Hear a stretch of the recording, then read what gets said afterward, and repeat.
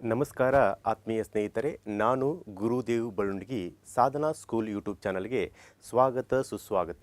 ಇಂದು ನಾವು 8ನೇ ತರಗತಿಯ ಸಮಾಜ ವಿಜ್ಞಾನದಲ್ಲಿ ಮೊದಲನೇ ಇತಿಹಾಸ ಪಾಠವಾದಂಥ ಆಧಾರಗಳು ಸೋರ್ಸಸ್ ಎನ್ನುವಂಥ ಒಂದು ಪಾಠದ ಬಗ್ಗೆ ಈ ಒಂದು ಅವಧಿಯಲ್ಲಿ ನಾವು ಅಧ್ಯಯನ ಮಾಡ್ತಾ ಇದ್ದೇವೆ. ಹಾಗಾಗಿ ಯಾವುದೇ ಒಂದು ಇತಿಹಾಸ ನಿರ್ಮಾಣ ಆಗಬೇಕಾದ್ರೆ ಅದಕ್ಕೆ ಆಧಾರಗಳ ತುಂಬ ಅವಶ್ಯಕತೆ ಇರುತ್ತೆ. ಹಾಗಾಗಿ ಆ ಆಧಾರಗಳು ಅಂದರೆ ಏನು ಮತ್ತು ಆಧಾರಗಳಲ್ಲಿರುವಂಥ ವಿವಿಧ ಬಗೆಗಳ ಬಗ್ಗೆ ನಾವು ಈ ಒಂದು ಪಾಠದಲ್ಲಿ ತಿಳ್ಕೊಳ್ತೇವೆ ಆತ್ಮೀಯ ಸ್ನೇಹಿತರೆ.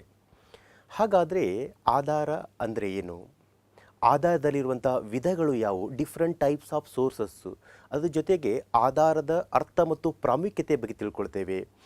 Meaning and importance of sources, Halmidi ಶಾಸನ, ಇನ್ಸ್ಕ್ರಿಪ್ಷನ್ ಆಫ್ ಹಲ್ಮಿಡಿ, ಅದ್ರ ಜೊತೆಗೆ ಮೌಖಿಕ ಆಧಾರಗಳು, ಓರಲ್ ರಿಸೋರ್ಸ್ ಅಂತ ಕರಿತೇವೆ. ಹಾಗಾಗಿ ಆತ್ಮೀಯ ಸ್ನೇಹಿತರೆ, ಈ ಒಂದು ಪಾಠದಲ್ಲಿ ನಾವು ಏನು ಮಾಡ್ತೇವೆ ಅಂದ್ರೆ ಆಧಾರಗಳು ನಮಗೆ ಯಾಕೆ ಬೇಕು ಅಂತ. ನಾವು ಸಾಮಾನ್ಯವಾಗಿ ನೋಡಿ, ಒಂದು ಅಡಿಗೆಯನ್ನು ನಾವು ಮಾಡಬೇಕಾದ್ರೆ ಅದಕ್ಕೆ ಕೆಲವೊಂದಿಷ್ಟು ಆಧಾರಗಳಿದ್ದಾಗ ಮಾತ್ರ, ಸಾಮಗ್ರಿಗಳಿದ್ದಾಗ ಮಾತ್ರ ಏನಾಗುತ್ತೆ ಅಂದ್ರೆ ಆ ಅಡಿಗೆ ರೆಡಿಯಾಗುತ್ತೆ. ಹಾಗೆ ಈ ಒಂದು ಇತಿಹಾಸದ ರಚನೆಗೂ ಕೂಡ ಆಧಾರಗಳು ಮುಖ್ಯ. ಹಾಗಾದರೆ ಆಧಾರ ಅಂದರೆ ಏನು ನೋಡಿ, ಯಾವುದೇ ಒಂದು ಚರಿತ್ರೆಯನ್ನು ರಚನೆ ಮಾಡಬೇಕಾದ್ರೆ ಅದಕ್ಕೆ ಬೇಕಾಗುವಂಥ ಒಂದು ಮೂಲ ಸಾಮಗ್ರಿಗಳನ್ನು ನಾವು ಆಧಾರಗಳು ಅಂತ ಕರಿತೀವಿ. ವಿಶೇಷವಾಗಿ ಈ ಆಧಾರ ಏನಿದೆಯಲ್ಲ ಇತಿಹಾಸದ ರಚನೆಗೆ, ಅದು ಪ್ರಾಚೀನ ಕಾಲದ ವಿವರಗಳನ್ನು ನೀಡುತ್ತದೆ. ಆಮೇಲೆ ಗತಿಸಿ ಹೋದಂಥ ಘಟನೆಗಳ ಮಾಹಿತಿಯನ್ನು ಏನು ಮಾಡುತ್ತಂದ್ರೆ ಈ ಆಧಾರಗಳು ಕೊಡ್ತವೆ. ಯಾವಾಗ ಪ್ರಾಚೀನ ಕಾಲದ ವಿವರ, ಗತಿಸಿ ಹೋದ ಘಟನೆ, ಈ ಎರಡೂ ಅಂಶಗಳನ್ನು ಆಧಾರವಾಗಿ ಇಟ್ಟುಕೊಂಡಾಗ ಏನಾಗುತ್ತಂದ್ರೆ ಒಬ್ಬ ಇತಿಹಾಸಕಾರ ಏನಾಗುತ್ತಂದರೆ ಇತಿಹಾಸವನ್ನು ರಚನೆ ಮಾಡೋದಕ್ಕೆ ಸಾಧ್ಯ ಆಗುತ್ತೆ.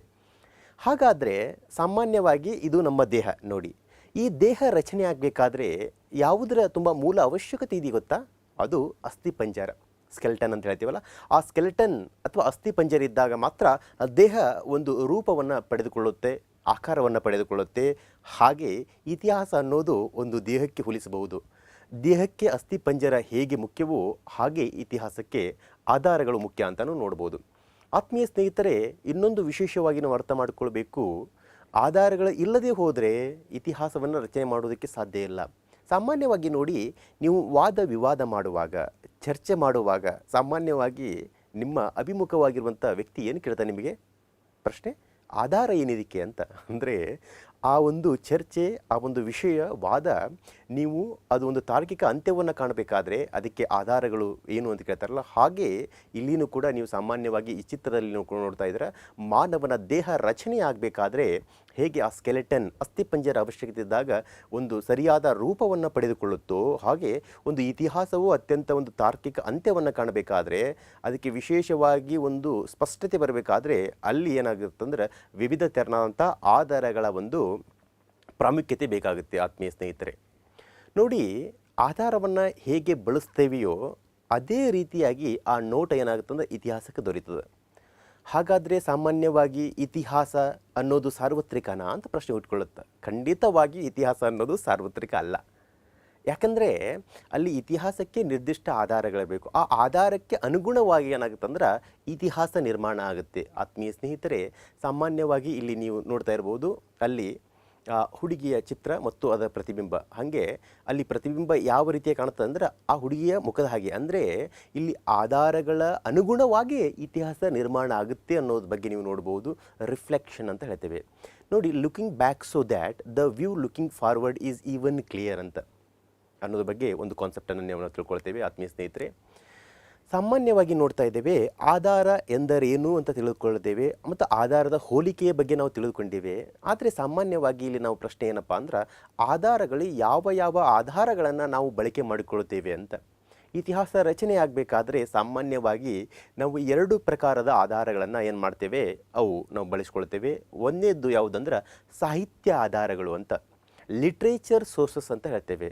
ಎರಡನೇದು ಪ್ರಾಕ್ತನ ಆಧಾರಗಳು, ಆರ್ಕಿಯಾಲಜಿಕಲ್ ಸೋರ್ಸಸ್ ಅಂತ ಹೇಳ್ತೇವೆ. ಆತ್ಮೀಯ ಸ್ನೇಹಿತರೆ, ಈ ಸಾಹಿತ್ಯದ ಆಧಾರದಲ್ಲಿಯೂ ಕೂಡ ನಾವು ಎರಡು ಭಾಗಗಳಾಗಿ ವಿಭಾಗಿಸ್ತೇವೆ. ಯಾವ್ಯಾವು ಅವು ಎರಡು ಭಾಗಗಳು ಅಂದರೆ, ಮೊದಲನೇದಾಗಿ ನೋಡಿ ಅದನ್ನು ದೇಶೀಯ ಸಾಹಿತ್ಯ ಅಂತ ಹೇಳ್ತೇವೆ, ಅಂದರೆ ನೇಟಿವ್ ಲಿಟ್ರೇಚರ್ ಅಂತ. ಎರಡನೇದು ಬರೋದು ವಿದೇಶಿ ಸಾಹಿತ್ಯ, ಅಂದರೆ ಯಾವುದು ಫಾರಿನ್ ಲಿಟ್ರೇಚರ್ ಅಂತ.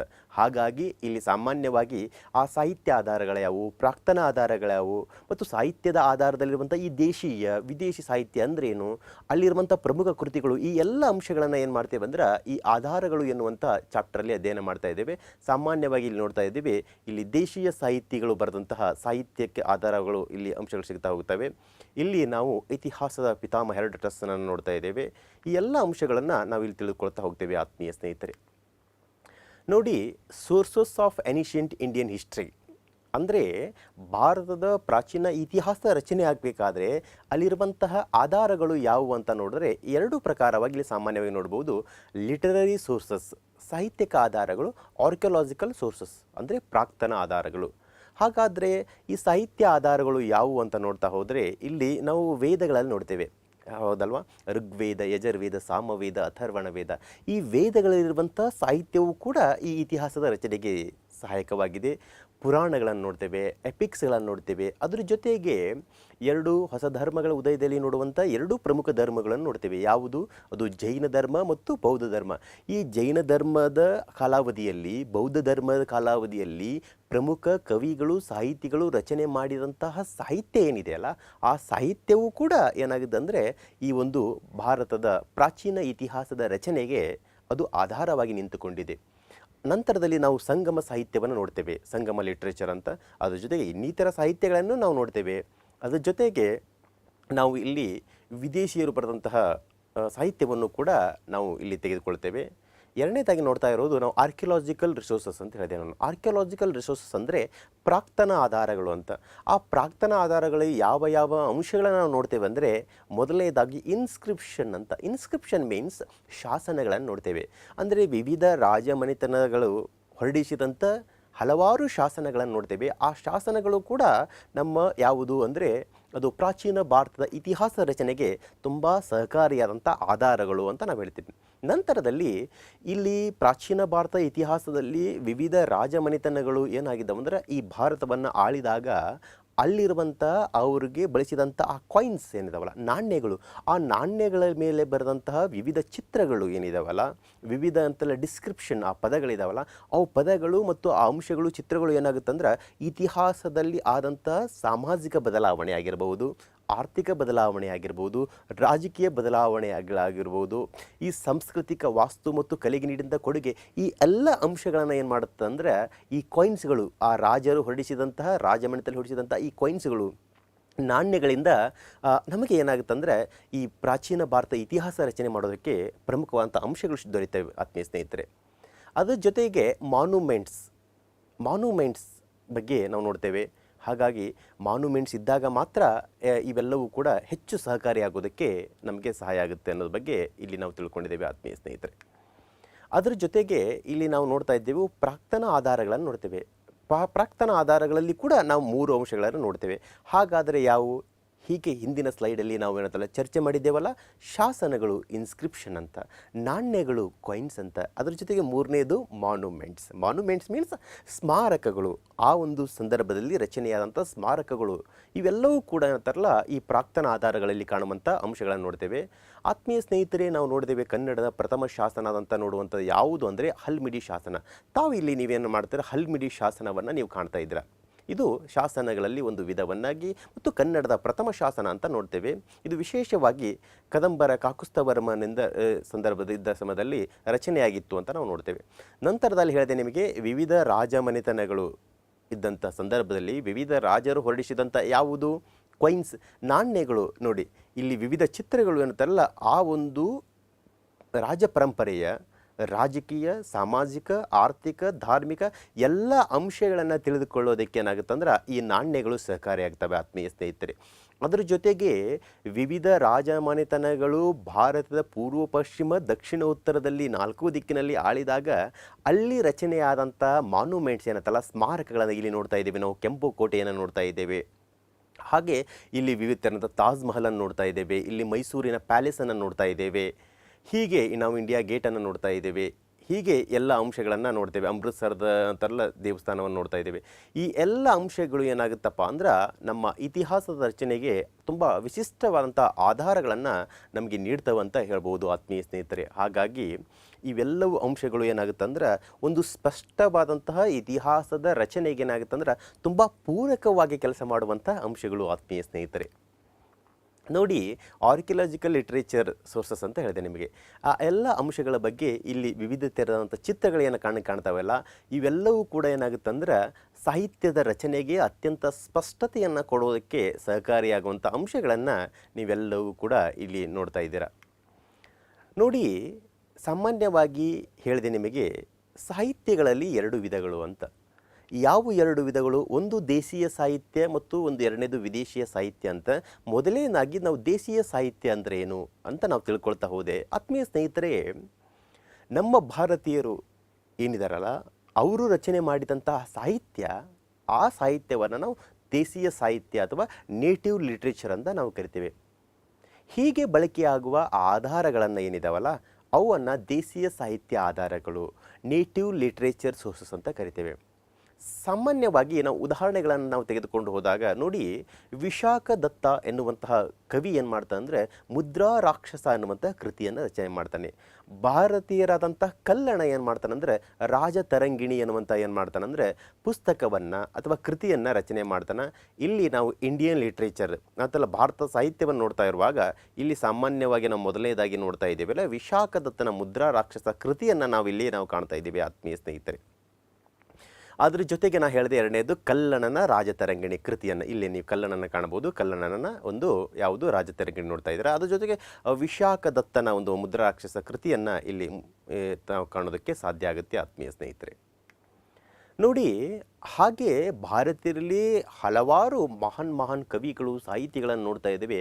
ಅಲ್ಲಿ ನಾವು ಸುಮ್ಮನೆ ಪ್ರಮುಖವಾದಂಥ ಕೃತಿಗಳು ನೋಡ್ತಾ ಇದ್ದೇವೆ. ನೋಡಿ, ಅಶ್ವಘೋಷ ಎನ್ನುವಂಥ ವ್ಯಕ್ತಿ ಏನು ಮಾಡ್ತಾನಂದರೆ ಬುದ್ಧ ಚರಿತ ಎನ್ನುವಂತಹ ಕೃತಿಯನ್ನು ರಚನೆ ಮಾಡ್ತಾನೆ. ನಮ್ಮೆಲ್ಲರಿಗೂ ಗೊತ್ತು, ಭಾರತ ದೇಶಕ್ಕೆ ಅತ್ಯಂತ ಹೆಸರುವಾಸಿಯಾದಂಥ ಸಾಮ್ರಾಜ್ಯ ಯಾವುದು ಅಂದರೆ ಅದು ಮೌರ್ಯ ಸಾಮ್ರಾಜ್ಯ. ಮೌರ್ಯ ಸಾಮ್ರಾಜ್ಯವನ್ನು ಹುಟ್ಟು ಹಾಕಿದಂಥ ವ್ಯಕ್ತಿ ಅಥವಾ ಸ್ಥಾಪನೆ ಮಾಡಿದಂಥ ವ್ಯಕ್ತಿ ಯಾರು ಅಂದರೆ ನಾವು ಚಂದ್ರಗುಪ್ತ ಮೌರ್ಯ ಅಂತ ಹೇಳ್ತೇವೆ. ಆದರೆ ಈ ಚಂದ್ರಗುಪ್ತ ಮೌರ್ಯ ಇಷ್ಟೊಂದು ಚಾಣಾಕ್ಷತನದಿಂದ ಅದ್ಭುತವಾದಂತಹ ಸುವರ್ಣ ಸಾಮ್ರಾಜ್ಯವನ್ನು ಹೇಗೆ ರಚನೆ ಮಾಡೋದಕ್ಕೆ ಸಾಧ್ಯ ಆಯಿತು ಅಂದರೆ ಅದಕ್ಕೆ ಹಿಂದೆ ಮಾರ್ಗದರ್ಶನ ಮಾಡಿದವರು ಯಾರು ಅಂದರೆ ಕೌಟಿಲ್ಯ, ವಿಷ್ಣುಗುಪ್ತ, ಚಾಣಕ್ಯ ಎನ್ನುವಂಥ ವಿವಿಧ ಅನ್ವರ್ತಕ ನಾಮಗಳು ಹೊಂದಿದಂಥ ವ್ಯಕ್ತಿ ಯಾರಪ್ಪ ಅಂದರೆ ಕೌಟಿಲ್ಯ. ಆ ಕೌಟಿಲ್ಯನು ಕೂಡ ಒಂದು ಕೃತಿಯನ್ನು ಬರೀತಾನೆ, ಅತ್ಯಂತ ಪ್ರಮುಖವಾದದ್ದು. ಅದು ಆಡಳಿತಾತ್ಮಕವಾಗಿ ಕೂಡ ಹೆಲ್ಪ್ ಆಗುತ್ತೆ ಮತ್ತು ಆರ್ಥಿಕತೆಯಲ್ಲಿಯೂ ಕೂಡ ಹೆಲ್ಪ್ ಆಗುತ್ತೆ. ಅದುವೇ ಅರ್ಥಶಾಸ್ತ್ರ ಎನ್ನುವಂಥ ಕೃತಿ.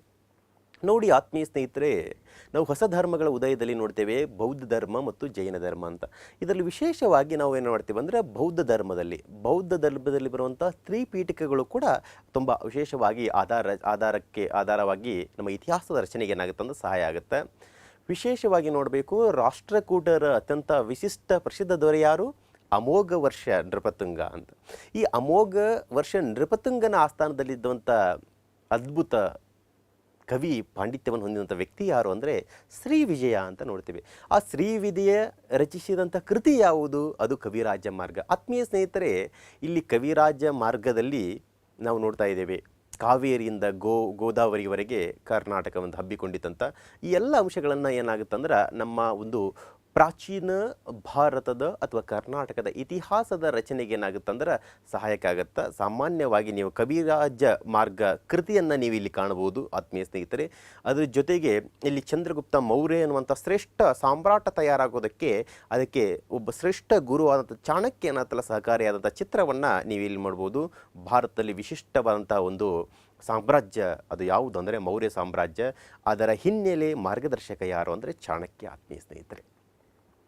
ನೋಡಿ, ವಿದೇಶಿ ಬರಹಗಾರರು ಇರ್ಬೋದು ಅಥವಾ ವಿದೇಶದಿಂದ ಭಾರತಕ್ಕೆ ಬಂದು ಹಲವಾರು ವರ್ಷಗಳ ಕಾಲ ಭಾರತದಲ್ಲಿ ನೆಲೆಸಿ ಈ ಭಾರತದಲ್ಲಿರುವಂತಹ ಸೊಗಡು ಯಾವುದು? ಅದು ರಾಜಕೀಯವಾಗಿ ಆಗಿರಬಹುದು, ಆಮೇಲೆ ಸಾಮಾಜಿಕವಾಗಿ ಆಗಿರಬಹುದು, ಆರ್ಥಿಕವಾಗಿ ಆಗಿರ್ಬೋದು, ಸಾಂಸ್ಕೃತಿಕವಾಗಿ ಆಗಿರ್ಬೋದು, ಆಧ್ಯಾತ್ಮಿಕ, ಈ ಎಲ್ಲ ಅಂಶಗಳ ಬಗ್ಗೆ ಮನವರಿಕೆ ಆಗಿ ಅನುಭವಿಸಿದಂತಹ ವಿದೇಶಿ ಬರಹಗಾರರಾಗಿರ್ಬೋದು, ವಿದೇಶದಿಂದ ಬಂದಂಥ ಪ್ರವಾಸಿಗರಾಗಿರ್ಬೋದು ಅಥವಾ ವಿದ್ವಾಂಸರಾಗಿರ್ಬೋದು, ಈ ಎಲ್ಲ ವ್ಯಕ್ತಿಗಳು ತಮ್ಮ ಅನುಭವಗಳ ಮೂಲಕ ಈ ಒಂದು ಸಾಹಿತ್ಯವನ್ನು ರಚನೆ ಮಾಡೋದಲ್ಲ, ಆ ಒಂದು ಸಾಹಿತ್ಯಕ್ಕೆ ನಾವು ವಿದೇಶಿ ಸಾಹಿತ್ಯ ಅಥವಾ ಫಾರಿನ್ ಲಿಟ್ರೇಚರ್ ಅಂತ ಕರಿತೇವೆ. ಉದಾಹರಣೆಗೆ ನಾವು ನೋಡ್ತಾ ಹೋದರೆ ಆತ್ಮೀಯ ಸ್ನೇಹಿತರೆ, ಇಲ್ಲಿ ನಾವು ಮೇಗಸ್ಥನಿಸನ್ ಅಂತ ನೋಡ್ತೇವೆ. ಮೇಗಸ್ಥನಿಸನ ಕೃತಿ ಯಾವುದು ಅಂದರೆ ಇಂಡಿಕಾ. ಆತ್ಮೀಯ ಸ್ನೇಹಿತರೆ. ಎರಡನೇದಾಗಿ ನೋಡೋದು ಹುಯೆನ್ಸಾಂಗನ್ನು. ಹುಯೆನ್ಸಾಂಗನ ಕೃತಿ ಯಾವುದು? CUK ಅಂತ. ಅದ್ರ ಜೊತೆಗೆ ಪಾಹಿಯಾನ ಅಂತ ನೋಡ್ತೇವೆ. ಇಲ್ಲಿ ಗೋಕೋಕಿ. ಇಲ್ಲಿ ಅತ್ಯಂತ 3 ಪ್ರಮುಖವಾದಂತಹ ಯಾರು ಅಂದ್ರೆ ವಿದೇಶಿ ಬರಹಗಾರರಾಗಿರ್ಬೋದು, ಪ್ರವಾಸಿಗರಾಗಿರ್ಬೋದು, ವಿದ್ವಾಂಸರು ಅಂತ ಕನ್ಸಿಡರ್ ಮಾಡಿದ್ರು ಕೂಡ ಇವರು ಅತ್ಯಂತ ಪ್ರಮುಖವಾದಂಥ ಇಂಡಿಕಾ, ಸಿಯುಕಿ, ಗೋಕೋಕಿ, ಮೇಗಸ್ತನಿಸ್, ಹುಯೆನ್ಸಾಂಗ್, ಫಾಯಿ ಅನ್ನಬಾರಂಥ ಈ 3 ಕೃತಿಗಳೇನಿದಾವಲ್ಲ ಅದು ಭಾರತ ಸಾಹಿತ್ಯ ಅಂದರೆ ಪ್ರಾಚೀನ ಸಾಹಿತ್ಯದ ಇತಿಹಾಸದ ರಚನೆಗೆ ಅತ್ಯಂತ ಅಮೂಲ್ಯವಾದಂಥ ಕೃತಿಗಳನ್ನಂತ ನಾವು ಹೇಳ್ಬೋದು ಆತ್ಮೀಯ ಸ್ನೇಹಿತರೆ. ಇಲ್ಲಿ ನೀವು ಸಾಮಾನ್ಯವಾಗಿ ಪಕ್ಕದ ಒಂದು ನೆರೆಯ ರಾಷ್ಟ್ರವಾದಂಥ ಯಾವುದು ಚೀನಾದಿಂದ ಬಂದಂತಹ ಇಲ್ಲಿ ಹುಯೆನ್ಸಾಂಗ್ ಯಾತ್ರಿಕನನ್ನು ನೋಡ್ತೇವೆ. ಸುಮಾರು 18 ವರ್ಷಗಳ ಕಾಲ ಇಲ್ಲಿ ಆತ ನೆಲೆಸಿದ್ದ ಅನ್ನೋದ್ರ ಬಗ್ಗೆ ನಾವು ನೋಡ್ತೇವೆ. ಬೌದ್ಧ ಪರಂಪರೆಯನ್ನು ವಿಶಿಷ್ಟವಾಗಿ ಅಧ್ಯಯನ ಮಾಡಿದ್ದ ಮತ್ತು ಇಲ್ಲಿರುವಂಥ ರಾಜರ ಮನೆತನಗಳ ಬಗ್ಗೆ ಅಧ್ಯಯನ ಮಾಡಿ ತಮ್ಮ ವಿಶಿಷ್ಟವಾದಂತಹ ಯಾವುದಂದರೆ CUK ಎನ್ನುವಂಥ ಕೃತಿಯಲ್ಲಿ ಎಲ್ಲ ಅಂಶಗಳನ್ನು ಏನು ಮಾಡಿದ್ದ ಅಂದ್ರೆ ಅವನು ರಚಿಸಿದ್ದ, ಬರೆದಿದ್ದ ಅಂತ ನೋಡ್ತೇವೆ. ಆ ನಂತರ ನಾವು ನೋಡ್ತೇವೆ ಇಲ್ಲಿ ಪಾಹಿಯಾನ ನೋಡ್ತೇವೆ. ಪಾಹಿಯಾನನ ಕೃತಿ ಯಾವುದು ಅಂದರೆ ಗೋಕೋಕಿ. ಈ ಗೋಕೋಕಿಯಲ್ಲಿ ಇಡೀ ತನ್ನ ಅನುಭವಗಳನ್ನು ಏನು ಮಾಡಿದ್ದಾನೆ, ರಚನೆ ಮಾಡಿದ್ದಾನೆ. ಅದ್ರ ಜೊತೆಗೆ ನಾವು ಮೇಗಸ್ತನಿಸನ್ನು ನೋಡ್ತೇವೆ. ಮೇಗಸ್ತನಿಸ್ ಹುಯೆನ್ಸಾಂಗನ್ನು ನೋಡ್ತೇವೆ. ಇಲ್ಲಿ ನಾವು ಏನಂತಲ್ಲ ಮೇಗಸ್ತನಿಸನ್ನು ನೋಡ್ತೇವೆ. ಮೇಗಸ್ತನಿಸ್ ಏನು ಮಾಡ್ತಾನೆ ಅಂದ್ರೆ ತನ್ನ ಇಂಡಿಕಾ ಎನ್ನುವಂಥ ಕೃತಿಯಲ್ಲಿ ಏನು ಮಾಡ್ತಾನೆ ಅಂದರೆ ಈ ಭಾರತದ ಒಂದು ಭವ್ಯ ಪರಂಪರೆಯ ಎಲ್ಲ ಅಂಶಗಳನ್ನು ಏನು ಮಾಡ್ತಾನೆ, ರಚನೆ ಮಾಡ್ತಾರೆ. ಇವರು 3 ಜನರು ಕೂಡ ವಿಶಿಷ್ಟವಾದ ಕೃತಿಗಳ ಮೂಲಕ ಭಾರತದ ಒಂದು ಪ್ರಾಚೀನ ಇತಿಹಾಸಕ್ಕೆ ಸ್ಪಷ್ಟತೆಯನ್ನು ನೀಡೋದಕ್ಕೆ, ಕ್ಲಾರಿಟಿ ನೀಡೋದಕ್ಕೆ ಈ ಎಲ್ಲ ಅಂಶಗಳನ್ನು ಸಹಕಾರಿಯಾಗಿದ್ದಾವೆ ಆತ್ಮೀಯ ಸ್ನೇಹಿತರೆ. ಅದ್ರ ಜೊತೆಗೆ ಸಿಲೋನ್ ಅಂತ ನೋಡ್ತೇವೆ. ಸಿಲೋನ್ ಅಂದರೆ ಯಾವುದು ಅಂದರೆ ಈಗಿನ ಶ್ರೀಲಂಕಾ. ಅಂದರೆ ಭಾರತದ ಕಣ್ಣೀರು ಅಂತ ಹನಿಯಾಗಿ ಕಾಣುತ್ತಾ, ಕಣ್ಣೀರು ಹನಿಯಾಗಿ ಭಾರತದ ಒಂದು ಮ್ಯಾಪ್ ಕೆಳಗಡೆ. ಹಾಗೆ ನೀವು ಇಲ್ಲೇನು ಕಾಣ್ತಾ ಇದ್ದೀರಾ ಈ ಚಿತ್ರದಲ್ಲಿ ಅಂದರೆ ಆತ್ಮೀಯ ಸ್ನೇಹಿತರೆ, ಇದುವೇ ಯಾವುದಂದ್ರೆ ಶ್ರೀಲಂಕಾ. ಅದಕ್ಕೆ ನಾವು ಹಿಂದೆ ಸಿಲೋನ್ ಅಂತ ಕರಿತಾ ಇದ್ದೀವಲ್ಲ. ಈ ದೇಶದಲ್ಲಿರುವಂತಹ ದೀಪವಂಶ ಮತ್ತು ಮಹಾವಂಶ ಕೃತಿಗಳು ಕೂಡ ಅತ್ಯಂತ ಸಹಕಾರಿಯಾಗುತ್ತವೆ ನೋಡಿ. ವಿಶೇಷವಾಗಿ ವಿಜಯನಗರ ಸಾಮ್ರಾಜ್ಯ ಕರ್ನಾಟಕದಲ್ಲಿ ವಿಶಿಷ್ಟವಾಗಿ ಏನತ್ತಾರಲ್ಲ, ಇವತ್ತು ಏನತ್ತಾರಲ್ಲ ಕರ್ನಾಟಕ ರಾಜ್ಯದ 31 ರಾಜ್ಯಗಳಲ್ಲಿ 31 ಜಿಲ್ಲೆಗಳಲ್ಲಿ ಏನಾಗುತ್ತೆ ಅಂದ್ರೆ ಇತ್ತೀಚೆಗೆ ರಚನೆಯಾದಂಥ ವಿಜಯನಗರ ಜಿಲ್ಲೆಯಲ್ಲಿ ಹಂಪಿಯ ರಾಜಧಾನಿಯಾಗಿ ಮಾಡಿಕೊಂಡಂತಹ ಆ ಒಂದು ಸಾಮ್ರಾಜ್ಯಕ್ಕೆ ಭೇಟಿ ನೀಡಿದಂಥ ಫರ್ನಿಯೋ ನ್ಯೂಜಿನಿ ಬರೆದಂತಹ ಕೃತಿಗಳನ್ನು, ಅವನ ಅನುಭವಗಳನ್ನು, ಅದರ ಜೊತೆಗೆ ಬಾರ್ಬೋಸಾ, ನಿಕೋಲೋ ಕೊಂಟಿ ಇವೆಲ್ಲ ಪ್ರಮುಖವಾದಂಥ ವಿದೇಶಿಗರು ತಮ್ಮ ಅನುಭವಗಳನ್ನು ಏನು ಹಂಚಿಕೊಂಡಿದ್ದಾರಲ್ಲ ಆ ಅನುಭವಗಳಿಂದಲೂ ಕೂಡ ಭಾರತದ ಒಂದು ಇತಿಹಾಸದ ರಚನೆಗೆ ಏನಾಗುತ್ತಂದ್ರೆ ತುಂಬ ಸಹಕಾರಿಯಾಗುತ್ತೆ. ವಿಜಯನಗರ ಸಾಮ್ರಾಜ್ಯದ ಹಂಪಿಯ ಒಂದು ವಾಸ್ತುಶಿಲ್ಪವನ್ನು ನೀವು ಇಲ್ಲಿ ಕೂಡ ಕಣ್ತುಂಬಿಕೊಳ್ಬೋದು ಆತ್ಮೀಯ ಸ್ನೇಹಿತರೆ. ಅದರ ಜೊತೆಗೆ ನೀವು ಈ ಮ್ಯಾಪಲ್ಲಿ ಯಾವುದನ್ನು ನೋಡ್ತಿದ್ದೀರಾ, ಶ್ರೀಲಂಕಾವನ್ನು ಕೂಡ ನೀವು ಇಲ್ಲಿ ನೋಡ್ತಾ ಇದ್ದೀರಾ ಆತ್ಮೀಯ ಸ್ನೇಹಿತರೆ. ನಂತರದಲ್ಲಿ ನಾವು ನೋಡ್ತೇವೆ ಪ್ರಾಕ್ತನ ಆಧಾರ ಅಂತ. ಹಾಗಾದರೆ ಈ ಪ್ರಾಕ್ತನ ಆಧಾರ ಅಂದರೆ ಏನು, ಹೇಗೆ ಅವು ಭಾರತದ ಇತಿಹಾಸದ ರಚನೆಗೆ ಸಹಕಾರಿಯಾಗಿದೆ ಅಂತ ನೋಡ್ತಾ ಹೋದರೆ ಆತ್ಮೀಯ ಸ್ನೇಹಿತರೆ, ಈ ಸಂಶೋಧನೆ ಮಾಡೋದ್ರ ಮೂಲಕ ಉತ್ಖನನಗಳಿಂದ ಹಲವಾರು ಅಂಶಗಳು ನಮಗೆ ದೊರೀತವೆ. ಹಾಗಾದರೆ ಈ ಸಂಶೋಧನೆ ಉತ್ಖನನದಿಂದ ದೊರೆತಂಥ ಅಂಶಗಳು ಯಾವುವು ಅಂದರೆ, ಮೊದಲನೇದಾಗಿ ನಾನು ಹೇಳ್ತಾ ಇದ್ದೀನಿ ನಿಮಗೆ, ಇನ್ಸ್ಕ್ರಿಪ್ಷನ್ ಆಫ್ ಡಿಫ್ರೆಂಟ್ ಡೈನಾಸ್ಟೀಸ್ ಅಂದರೆ ವಿವಿಧ ತೆರನಾದಂತಹ ರಾಜ ಮನೆತನಗಳು ಹೊರಡಿಸಿದಂಥ ಶಾಸನಗಳು ನಮಗೆ ದೊರೀತಾ ಹೋಗುತ್ತವೆ ಸಂಶೋಧನೆ ಮತ್ತು ಉತ್ಖನನದಿಂದ.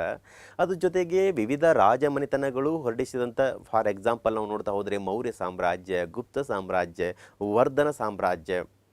ಹೀಗೆ ನಾವು ಕರ್ನಾಟಕದಲ್ಲಿ ನೋಡಿದ್ರೆ ಶಾತವಾಹನರ ಬಗ್ಗೆ ನೋಡ್ತೇವೆ, ಕದಂಬರ ಬಗ್ಗೆ ನೋಡ್ತೇವೆ, ಅದರ ಜೊತೆಗೆ ಚೋಳರ ಬಗ್ಗೆ ನೋಡ್ತೇವೆ, ಬಾದಾಮಿಯ ಚಾಲುಕ್ಯರು, ವೆಂಗಿಯ ಚಾಲುಕ್ಯರು, ಕಲ್ಯಾಣಿಯ ಚಾಲುಕ್ಯರು. ಹೀಗೆ ವಿವಿಧ ರಾಜಮನೆತನಗಳು ಹೊರಡಿಸಿದಂಥ ನಾಣ್ಯಗಳು, ಕಾಯಿನ್ಸ್ ಕೂಡ ತುಂಬ ಸಹಕಾರಿಯಾಗುತ್ತವೆ. ಅದ್ರ ಜೊತೆಗೆ ಆ ರಾಜಮನೆತನಗಳ ಸಂದರ್ಭದಲ್ಲಿ ಅವರು ಒಂದು ರಚನೆ ಮಾಡಿದಂತಹ, ನಿರ್ಮಾಣ ಮಾಡಿದಂಥ ಮಾನ್ಯುಮೆಂಟ್ಸ್ ಅಂದರೆ ಸ್ಮಾರಕಗಳು, ಅದ್ರ ಜೊತೆಗೆ ಅಲ್ಲಿ ದೊರೆತಂಥ ಮಡಿಕೆ ಕುಡಿಗಳು, ಈ ಎಲ್ಲ ಅಂಶಗಳು ಏನಾಗುತ್ತವೆ ಅಂದ್ರೆ ನಮಗೆ ಪ್ರಾಚೀನ ಇತಿಹಾಸ ರಚನೆಗೆ ಸಹಕಾರಿಯಾಗುತ್ತವೆ. ಅವನ್ನೇ ನಾವು ಪ್ರಾಕ್ತನ ಆಧಾರಗಳು ಅಂತ ಹೇಳ್ತೇವೆ. ಆತ್ಮೀಯ ಸ್ನೇಹಿತರೆ, ನೀವು ಈ ಚಿತ್ರದ ಮುಖಾಂತರ ನೀವೇನು ಅಂದರೆ ಈ ಗುಪ್ತ ಸಾಮ್ರಾಜ್ಯದಲ್ಲಿ ಇದ್ದಂತಹ ನಾಣ್ಯಗಳ ಬಗ್ಗೆ ಇಲ್ಲಿ ನೀವು ನೋಡಿ ಕಣ್ತುಂಬಿಕೊಳ್ಬೋದು. ಅದ್ರ ಜೊತೆಗೆ ಇಲ್ಲಿ ನಮಗೆ ಹೇಳಿದ ವಿಜಯನಗರ ಸಾಮ್ರಾಜ್ಯ ಬೃಹತ್ ಸಾಮ್ರಾಜ್ಯ ಬಗ್ಗೆ ರಚನೆ ಆಯಿತು. ಅಲ್ಲಿ ನೋಡ್ತಾ ಇದ್ದರೆ ನೀವು ವಾಸ್ತುಶಿಲ್ಪವನ್ನು ನೋಡ್ತಾ ಇದ್ದೀರಾ, ಅಲ್ಲಿ ಕಲ್ಲಿನ ರಥವನ್ನು ನೀವು ಕಾಣ್ತಾ ಇದ್ದೀರಾ. ಅದರ ಜೊತೆಗೆ ಈ ಎಲ್ಲವೂ ಕೂಡ ಈ ಪ್ರಾಕ್ತನ ಆಧಾರಗಳ ಆ ಒಂದು ಮಾನ್ಯುಮೆಂಟ್ಸ್ಗಳನ್ನು ನೀವು ಇಲ್ಲಿ ಕಾಣ್ತಾ ಇದ್ದೀರಾ ಆತ್ಮೀಯ ಸ್ನೇಹಿತರೆ. ಈ ಎಲ್ಲವುಗಳು ಕೂಡ ಇನ್ನಿತರ ಪಳವಳಿಕೆಗಳು ಕೂಡ ಏನಾಗುತ್ತೆ ಅಂದ್ರೆ ಭಾರತದ ಒಂದು ಪ್ರಾಚೀನ ಇತಿಹಾಸವನ್ನು ರಚನೆ ಮಾಡೋದಕ್ಕೆ ಅತ್ಯಂತ ಸ್ಪಷ್ಟವಾದ ಅಂಶಗಳು ಅಂತ ಹೇಳ್ಬೋದು ಆತ್ಮೀಯ ಸ್ನೇಹಿತರೆ. ನಂತರದಲ್ಲಿ ನೋಡ್ತೇವೆ ಈ ಶಾಸನಗಳು ಅಧ್ಯಯನ ಮಾಡುವುದರಿಂದ ಏನೇನು ಅಂಶಗಳು ನಮಗೆ ಇತಿಹಾಸಕಾರರಿಗೆ ಇತಿಹಾಸ ರಚನೆ ಮಾಡೋದಕ್ಕೆ ಸಹಕಾರಿಯಾಗುತ್ತೋ ಅನ್ನೋದು ಸಾಮಾನ್ಯವಾಗಿ ನಮ್ಮ ಪ್ರಶ್ನೆ ಹುಟ್ಟುಕೊಳ್ಳುತ್ತಾ. ನೋಡಿ ಆತ್ಮೀಯ ಸ್ನೇಹಿತರೆ, ಯಾವುದೇ ಶಾಸನವನ್ನು ಇನ್ಸ್ಕ್ರಿಪ್ಷನ್ ತೆಗೆದುಕೊಂಡಾಗ ಆ ಇನ್ಸ್ಕ್ರಿಪ್ಷನನ್ನು ಅಧ್ಯಯನ ಮಾಡಿದಾಗ, ಶಾಸನವನ್ನು ಅಧ್ಯಯನ ಮಾಡುವಾಗ ಏನಾಗುತ್ತಂದ್ರೆ ಆ ಒಂದು ಕಾಲಮಾನದಲ್ಲಿ ಆದಂಥ ಅಂಶಗಳು, ಆ ಜೀವಂತ ಮಾಹಿತಿ ನಮಗೆ ಸಿಗುತ್ತದೆ. ಉದಾಹರಣೆಯಾಗಿ ನಿಮಗೆ ಇಲ್ಲಿ ನಿಮಗೆ ಹಲ್ಮಿಡಿ ಶಾಸನವನ್ನು ನೀವು ಕಾಣ್ಬೋದು. ಕಾಕುಸ್ತವರ್ಮನ ಕಾಲದ ಕದಂಬರ ಕಾಲದಲ್ಲಿ ಒಂದು ರಚನೆ ಅಂತ ಈ ಒಂದು ಹಲ್ಮಿಡಿ ಶಾಸನವನ್ನು ಅಧ್ಯಯನ ಮಾಡೋದ್ರಿಂದ ಆ ಕಾಲಮಾನದ ಜೀವಂತ ಮಾಹಿತಿಗಳು ಕೂಡ ನಮಗೆ ಸಿಗುತ್ತವೆ. ಹೀಗೆ ವಿವಿಧ ರಾಜಮನೆತನಗಳ ಬಗ್ಗೆ ನಾವು ತಿಳ್ಕೊಳ್ತೇವೆ. ಸಾಮಾನ್ಯವಾಗಿ ಆವಾಗ ಧಾರ್ಮಿಕ ಒಂದು ಸ್ಥಿತಿಗತಿ ಹೇಗಿತ್ತು, religious status of that dynasty ಅಂತ ನೋಡ್ತೇವೆ.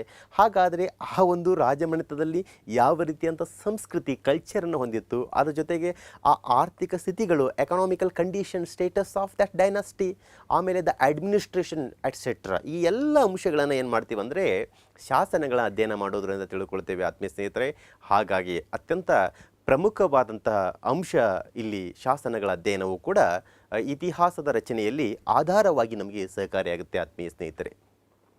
ನೋಡಿ, ಶಾಸನಗಳ ಅಧ್ಯಯನ ಅಂತ ಹೇಳಿದೆ ನಮಗೆ ಯಾವ ಯಾವ ಧರ್ಮದ ಚಿಹ್ನೆಗಳು ಏನೇನಿದ್ದು ಅಂತ ಸಾಮಾನ್ಯವಾಗಿ ನೀವು ಇಲ್ಲಿ ನೋಡ್ತಿರ್ಬೋದು. ಇಲ್ಲಿನೇ ಕ್ರಿಶ್ಚಿಯಾನಿಟಿ ನೋಡ್ತೀರಾ, ಇಸ್ಲಾಮಿಕ್ ನೋಡ್ತೀರಾ, ಹಿಂದೂಯಿಸಮ್ ನೋಡ್ತೀರಾ, ಬೌದ್ಧಿಸಮ್ ನೋಡ್ತೀರಾ, ಆಮೇಲೆ ಜೈನಿಸಮ್ ನೋಡ್ತೀರಾ, ಸಿಕ್ಕಿಸಮ್, ಇಲ್ಲಿ ನೋಡುತ್ತಲ್ಲ ಈ ವಿವಿಧ ಧರ್ಮದಂತಹ ಚಿಹ್ನೆಗಳ ಬಗ್ಗೆ ನೀವು ನೋಡ್ತಾ ಇದ್ದೀರಾ. ಹಾಗೆ ಆತ್ಮೀಯ ಸ್ನೇಹಿತರೆ, ಇಲ್ಲಿ ಎಕನಾಮಿಕಲ್ ಕಂಡೀಷನ್ಸ್ ಬಗ್ಗೆ ನಿಮಗೆ ಗೊತ್ತಾಗುತ್ತೆ, ಯಾವ ತೀರನಾಗಿ ಇತ್ತು ಅನ್ನೋದ್ರ ಬಗ್ಗೆ. ಆಮೇಲೆ ಅಲ್ಲಿರುವಂಥ ಅಡ್ಮಿನಿಸ್ಟ್ರೇಷನ್, ಆಡಳಿತದ ಬಗ್ಗೆ ನೋಡ್ತೇವೆ. ನಾನು ಹೇಳಿದೆ ದ ವೀಲ್ ಆಫ್ ಕಲ್ಚರಲ್ಲಿ ನೋಡಿದಾಗ ಆ ಒಂದು ರಾಜಮನೆತನದಲ್ಲಿದ್ದಾಗ ಅಥವಾ ಸಿಂಧೂ ನಾಗರಿಕತೆಯಲ್ಲಿ ನೋಡಿದಾಗ ಅಥವಾ ವೇದಗಳ ಕಾಲದಲ್ಲಿ ನೋಡಿದಾಗ, ಈಗ ನಾವು ಸಿಂಧೂ ನಾಗರಿಕತೆಯಲ್ಲಿ ನಗರ ವ್ಯವಸ್ಥೆ ಅಂತ ನಾವು ಹೇಳ್ತೇವೆ. ಆಮೇಲೆ ಉತ್ತಮವಾದ ಚರಂಡಿ ವ್ಯವಸ್ಥೆ ಅಂತ ಹೇಳ್ತೇವೆ. ವೇದಗಳಲ್ಲಿ ಕಾಲ ಬಂದಾಗ ಪೂರ್ವ ವೇದ ಉತ್ತರ ವೇದಗಳನ್ನು ನೋಡ್ತೇವೆ. ಪೂರ್ವ ವೇದದಲ್ಲಿ ಋಗ್ವೇದವನ್ನು ನೋಡ್ತೇವೆ. ಆಮೇಲೆ ಉತ್ತರ ವೇದಗಳಲ್ಲಿ ಯಜುರ್ವೇದ, ಸಾಮವೇದ, ಅಥರ್ವಣ ವೇದಗಳು ನೋಡ್ತೇವೆ. ಆ ಒಂದು ಸಂದರ್ಭದಲ್ಲಿ ಅಲ್ಲಿರುವಂಥ ಬಳಸಿದ ಭಾಷೆ ಯಾವುದಿತ್ತು, ಲಿಪಿ ಯಾವುದಿತ್ತು, ಆಮೇಲೆ ಅದ್ರ ಜೊತೆಗೆ ಯಾವ ರೀತಿ ಅವರ ಜ್ಞಾನವನ್ನು ಹೊಂದಿದ್ರು, ಅದರ ಜೊತೆಗೆ ಅಲ್ಲಿರುವಂಥ ಸಂಪ್ರದಾಯಗಳು ಯಾವಿದ್ದು, ಆಮೇಲೆ ಅಲ್ಲಿರುವಂಥ ವಸ್ತುಗಳು ಯಾವ ಥರ ಬಳಕೆಯಾಗಿತ್ತು, ಅಲ್ಲಿ ಕಲೆಯ ಒಂದು ಬೆಳವಣಿಗೆ ಹೇಗಾಗಿತ್ತು, ಆಮೇಲೆ ಅವರ ಒಂದು ಫುಡ್ ಸಿಸ್ಟಮ್, ಆಹಾರ ವಿಧಿವಿಧಾನ ಹೇಗಿತ್ತು, ಅವು ಯಾವ ರೀತಿಯಂಥ ಮೌಲ್ಯಗಳನ್ನು ಅವರು ಹೊಂದಿದ್ದರು, ಆಮೇಲೆ ಅದರ ಜೊತೆಗೆ ಅವರ ಒಂದು ಕಮ್ಯುನಿಟಿ, ಆ ಸಮುದಾಯ ಹೇಗೆ ಬೆಳೆದುಕೊಂಡಿತ್ತು, ಈ ಎಲ್ಲ ಅಂಶಗಳನ್ನು ಏನಾಗುತ್ತಂದರೆ ನಮ್ಮ ಶಾಸನಗಳ ಅಧ್ಯಯನ ಮಾಡೋದ್ರಿಂದ ಅರ್ಥ ಆಗುತ್ತೆ ಆತ್ಮೀಯ ಸ್ನೇಹಿತರೆ. ಈ 4 ಚಿತ್ರಗಳು ಕೂಡ ವಿಶಿಷ್ಟವಾಗಿ ಶಾಸನಗಳ ಅಧ್ಯಯನದಿಂದ ಆಗುವಂತಹ ಲಾಭಗಳ ಬಗ್ಗೆ ಅಥವಾ ಇತಿಹಾಸ ರಚನೆಗೆ ನೀಡುವಂಥ ಸ್ಪಷ್ಟತೆಯ ಬಗ್ಗೆ ನಮಗೆ ಏನಾಗುತ್ತಂದ್ರೆ ಅರಿವಾಗುತ್ತೆ ಆತ್ಮೀಯ ಸ್ನೇಹಿತರೆ. ನೋಡಿ, ಅತ್ಯಂತ ಪ್ರಾಚೀನವಾದಂಥ ಶಾಸನವನ್ನು ನಾವು ಎಲ್ಲಿ ಕಾಣ್ತೇವೆ ಅಂದರೆ, ನಾನು ಈಗಾಗಲೇ ಹಿಂದೆ ನಿಮಗೆ ಅದರ ಬಗ್ಗೆ ಮನವರಿಕೆ ಮಾಡಿದ್ದೇನೆ, ಮೌರ್ಯ ಸಾಮ್ರಾಜ್ಯ ಅಂತ. ಮೌರ್ಯ ಸಾಮ್ರಾಜ್ಯದ ಸ್ಥಾಪಕ ಈಗಾಗಲೇ ಹೇಳಿದ್ದೆ ನಿಮಗೆ, ಯಾರು ಅಂದರೆ ಚಂದ್ರಗುಪ್ತ ಮೌರ್ಯ.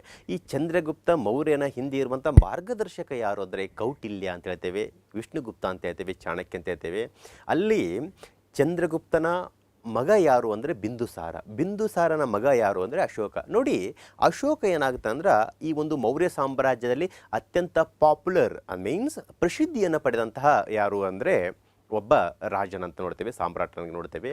ಆ ಅಶೋಕ ಮಹಾಸಾಯನ ಶಾಸನಗಳು ಅತ್ಯಂತ ಪ್ರಮುಖವಾಗಿ ಈ ಭಾರತದ ಆಧುನಿಕ ಅಲ್ಲ ಯಾವುದು ಅಂದರೆ ಅದು ಪ್ರಾಚೀನ ಇತಿಹಾಸಕ್ಕೆ ತುಂಬ ಸಹಕಾರಿಯಾದಂಥ ಆಧಾರಗಳನ್ನು ಅಥವಾ ಸೋರ್ಸ್ಗಳನ್ನು ಅದು ಕೊಡುತ್ತೆ ಆತ್ಮೀಯ ಸ್ನೇಹಿತರೆ. ವಿಶೇಷವಾಗಿ ನೋಡ್ತೇವೆ ಈ ಕಲ್ಲಿನ ಹಾಸಿನ ಮೇಲೆ ಆಗಿರ್ಬೋದು, ಕಲ್ಲಿನ ಕಂಬಗಳ ಮೇಲೆ ಏನಾಗುತ್ತೆ ಅಂದ್ರೆ ಶಾಸನಗಳನ್ನು ಕೆತ್ತಿದೆ. ಆ ಶಾಸನಗಳು ಭಾರತ ಹಲವೆಡೆಯಲ್ಲಿ ದೊರೆತುದರಿಂದ ಸಾಮಾನ್ಯವಾಗಿ ನೀವು ಇಲ್ಲಿ ಕಾಣಬಹುದು ಚಿತ್ರದಲ್ಲಿ ನಿಮಗೆ ಕಲ್ಲಿನ ಕಂಬದಲ್ಲಿ ಏನಂತೆಲ್ಲ ರಚನೆಯಾದಂತಹ ಯಾವುದು ಅಂದರೆ ಶಾಸನವನ್ನು ನೋಡ್ತೇವೆ.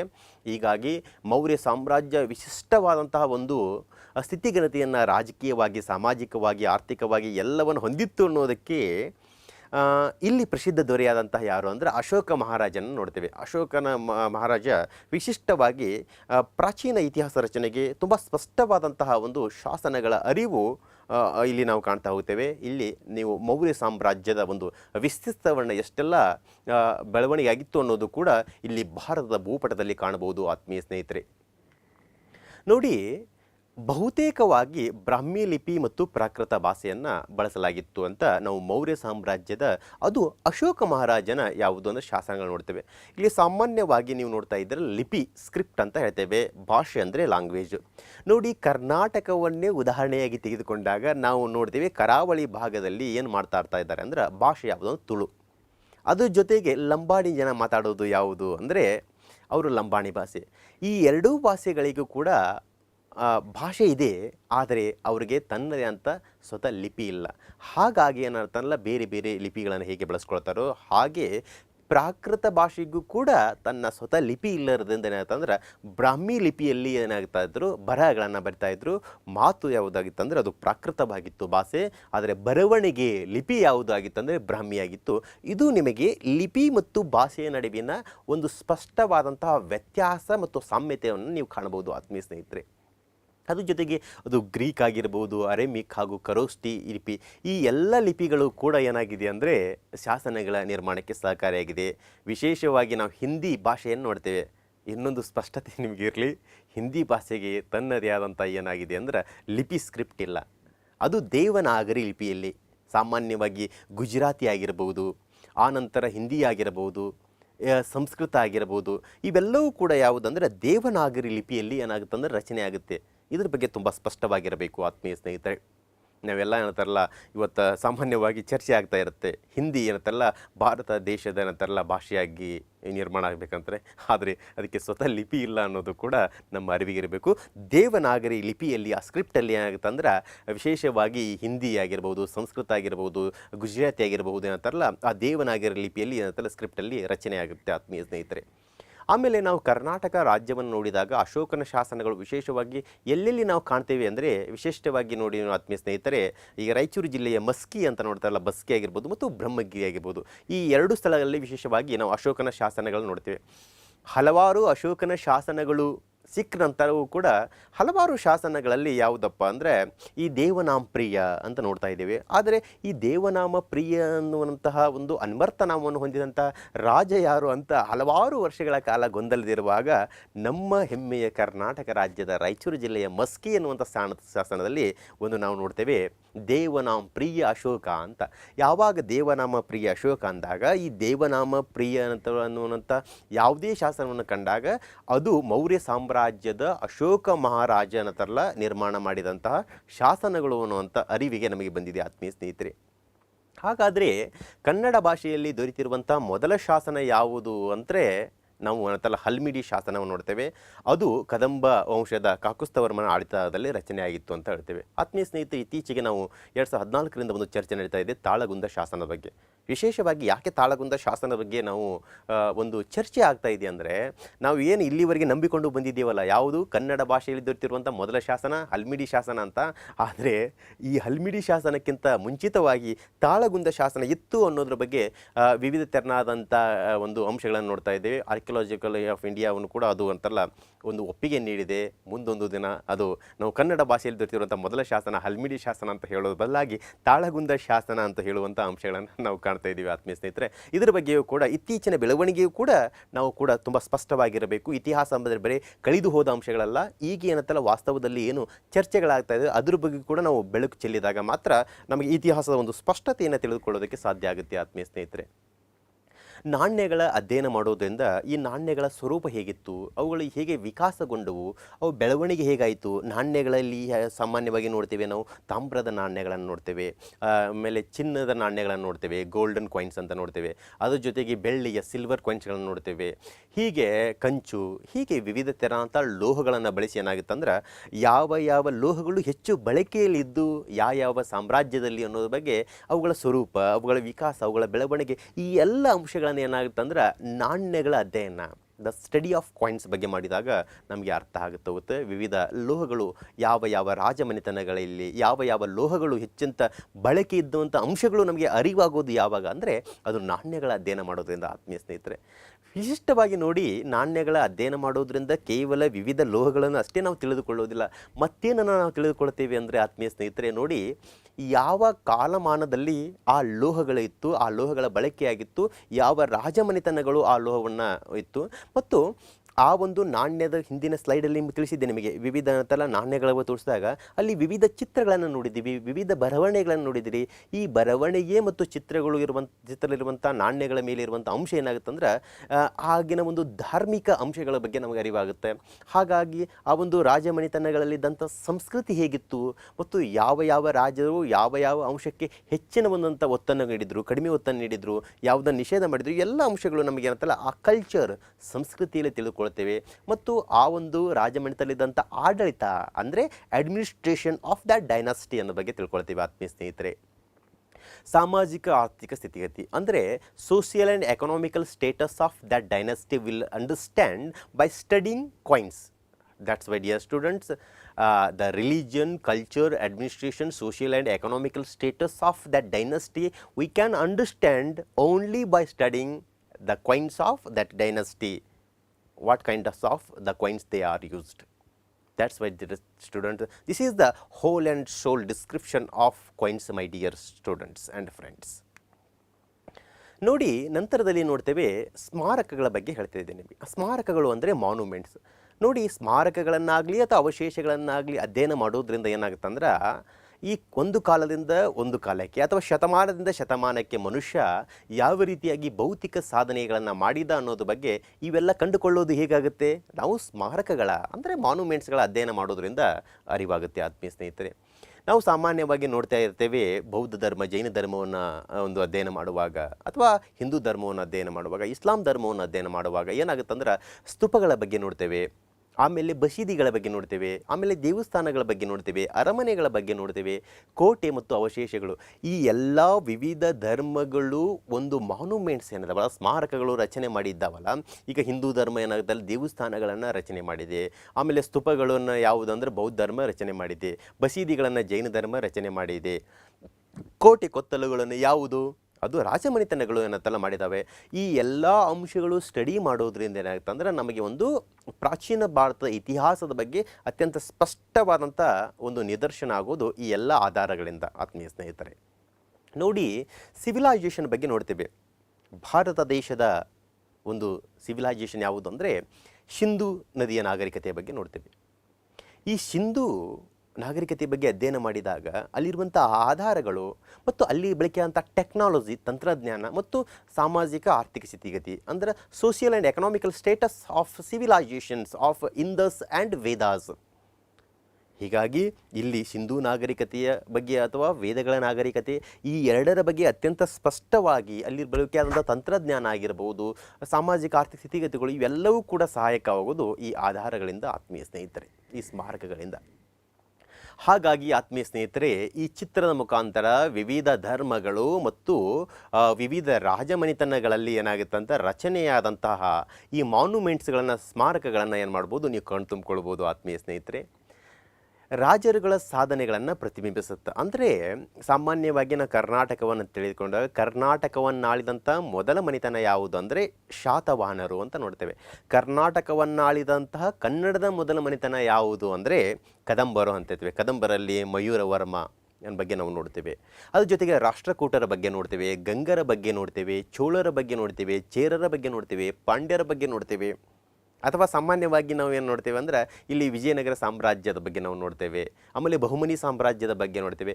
ಈ ಎಲ್ಲ ರಾಜ ಮನೆತನಗಳಲ್ಲಿರುವಂಥ ಪ್ರಮುಖ ರಾಜರುಗಳು ಇದ್ದಾಗ ಅವರು ಏನೆಲ್ಲ ಸಾಧನೆ ಮಾಡಿದ್ರು, ಅವರ ಒಂದು ಆಡಳಿತ ವಿಧಿಯಲ್ಲಿ ಆದಂಥ ಸಾಮಾಜಿಕ, ಆರ್ಥಿಕ, ರಾಜಕೀಯ, ಆಧ್ಯಾತ್ಮಿಕ ಈ ಎಲ್ಲ ಅಂಶಗಳು ಏನೇನು ಕೊಡುಗೆಯನ್ನು ನೀಡಿದ್ರು ಅಂತ ನಾವು ತಿಳಿದುಕೊಳ್ಳೋದಕ್ಕೆ ನಮಗೆ ಸಹಕಾರಿಯಾಗುತ್ತವೆ. ನೋಡಿ, ಇಲ್ಲಿ ಮೌರ್ಯ ಸಾಮ್ರಾಜ್ಯದಲ್ಲಿ ಅಶೋಕನ ಸ್ತಂಭಗಳ ಬಗ್ಗೆ ನಾವು ಅಧ್ಯಯನ ಮಾಡ್ತೇವೆ. ಅಜಂತ, ಎಲ್ಲೋರ, ಆಮೇಲೆ ಎಲಿಫೆಂಟಾ ಗುಹೆಗಳ ಶಿಲ್ಪಗಳು. ಆಮೇಲೆ ಕರ್ನಾಟಕವನ್ನೇ ನಾವು ತೆಗೆದುಕೊಂಡಾಗ ಬಾದಾಮಿ, ಐಹೊಳೆ, ಪಟ್ಟದಕಲ್ಲ ಈ ಮೂರು ಅಂಶಗಳನ್ನು ಎಲ್ಲಿ ನೋಡ್ತೇವೆ ಅಂದರೆ ಕರ್ನಾಟಕ ರಾಜ್ಯದ ಬಾಗಲಕೋಟೆ ಜಿಲ್ಲೆಯಲ್ಲಿ ನೋಡ್ತೇವೆ ಆತ್ಮೀಯ ಸ್ನೇಹಿತರೆ. ಆಮೇಲೆ ಇವೆಲ್ಲವೂ ಕೂಡ ಏನಾಗಿದೆ ಅಂದರೆ ಭಾರತದ ಭವ್ಯ ಪರಂಪರೆಯ ಕುರುಹುಗಳಾಗಿದ್ದಾವೆ. ಹಾಗಾಗಿ ಕೇವಲ ನಿಮಗೆ ಏನಂತಲ್ಲ ಹೆಸರುಗಳನ್ನು ಅಶೋಕನ ಸ್ತಂಭಗಳು, ಅಜಂತ ಎಲ್ಲೋರ ಗುಹೆಗಳು, ಆಮೇಲೆ ಎಲಿಫೆಂಟಾ ಗುಹೆಗಳು, ಕರ್ನಾಟಕದ ಬಾದಾಮಿ, ಪಟ್ಟದಕಲ್ಲು, ಐಹೊಳೆ ಅಂತ ಹೇಳೋದಕ್ಕಿಂತ ಅವು ಚಿತ್ರದ ಮುಖಾಂತರ ನೀವು ನೋಡ್ತಾ ಹೋದರೆ ನಿಮಗೆ ಅತ್ಯಂತ ಸ್ಪಷ್ಟವಾಗ್ತಾ ಹೋಗುತ್ತೆ ಆತ್ಮೀಯ ಸ್ನೇಹಿತರೆ. ಇಲ್ಲಿ ಎಲ್ಲವೂ ಕೂಡ ನೀವೇನಂತಲ್ಲ ಗುಹೆಗಳನ್ನು ಕಾಣ್ತಾ ಇದ್ದೀರಾ. ಸುಮ್ಮನೆ ನೀವು ಕಣ್ತುಂಬ್ತಾ ಹೋಗಿ ಎಷ್ಟೆಲ್ಲ ವಿಶಿಷ್ಟವಾದಂಥ ಒಂದು ಸ್ಮಾರಕಗಳನ್ನು ಅವರು ರಚನೆ ಮಾಡಿದ್ರು ಅಂತ ನೀವು ನೋಡ್ತಾ ಇದ್ದೀರಾ. ಈ ಎಲ್ಲ ನೀವು ಚಿತ್ರಗಳ ಮುಖಾಂತರ ನೀವು ನೋಡ್ತಾ ಹೋಗ್ಬೋದು.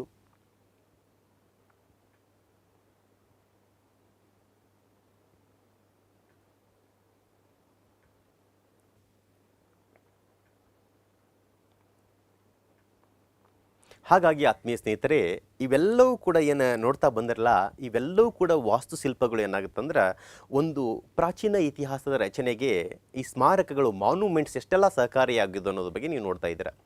ಆತ್ಮೀಯ ಸ್ನೇಹಿತರೆ, ಭಾರತ ವಾಸ್ತುಶಿಲ್ಪ ಆರ್ಕಿಟೆಕ್ಚರ್ ಆಫ್ ಇಂಡಿಯಾದ ಬಗ್ಗೆ ನೋಡ್ತಾ ಇದ್ದರೆ ಏನೇನು ವಿಶಿಷ್ಟತೆಯನ್ನು ನೋಡ್ತಾ ಹೋದರೆ ಭಾರತ ಉದ್ದಗಲಕ್ಕೂ ಕೂಡ ಚಾಚಿಕೊಂಡಿರುವಂತಹ ಈ ಸ್ತೂಪಗಳಾಗಿರ್ಬೋದು, ಬಸೀದಿಗಳಾಗಿರ್ಬೋದು, ಚೈತ್ಯಗಳು, ಹಾಗೆ ಸಾವಿರಾರು ದೇವಸ್ಥಾನಗಳು ಇವೆಲ್ಲವೂ ಕೂಡ ಕಾಲಾಂತರವಾಗಿ ಮೂಡಿ ಬಂದಿರೋದ್ರಿಂದ ಈ ಚಿತ್ರದಲ್ಲಿ ನೀವು ನೋಡ್ತಾ ಇದ್ದೀರ ಸ್ತೂಪಗಳು, ಬಸೀದಿಗಳು, ಚೈತ್ಯ, ಸಾವಿರಾರು ದೇವಸ್ಥಾನಗಳ ಬಗ್ಗೆ ಏನಾಗುತ್ತಂದ್ರೆ ನಿಮಗೆ ಅರಿವಾಗುತ್ತಾ ಹೋಗುತ್ತೆ ಆತ್ಮೀಯ ಸ್ನೇಹಿತರೆ.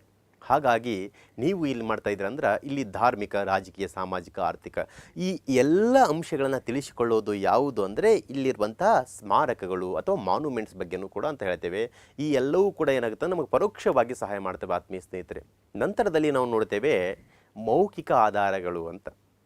ಮೌಖಿಕ ಆಧಾರಗಳು ಅಂದರೆ ಸಾಮಾನ್ಯವಾಗಿ ನೋಡ್ತೇವೆ, ನಾವು ಉದಾಹರಣೆಗೆ ತೆಗೆದುಕೊಂಡಾಗ ಹಳ್ಳಿಗಾಡಿನಲ್ಲಿ ಶಿಕ್ಷಣವನ್ನು ಪಡೆದಂಥ ಹೆಣ್ಣು ಮಗಳು ತಾಯಿ ಏನು ಮಾಡ್ತಾಳೆ ಅಂದರೆ ಆ ತನ್ನ ಮಗುವಿನ ಮೇಲೆ ಇರುವಂಥ ಅಪಾರವಾದಂಥ ಪ್ರೀತಿ ಪ್ರೇಮದಿಂದ ಏನಾಗುತ್ತೆ ಅಂದ್ರೆ ತನ್ನ ಭಾವನೆಗಳನ್ನು, ತನ್ನ ಅನುಭವಗಳನ್ನು ಏನತ್ತಲ್ಲ ಮಾತಿನ ಮುಖಾಂತರ ಹಂಚ್ಕೊಳ್ತಾರೆ. ಅದನ್ನು ನಾವು ಜಾನಪದ ಅಂತ ಹೇಳ್ತೇವೆ.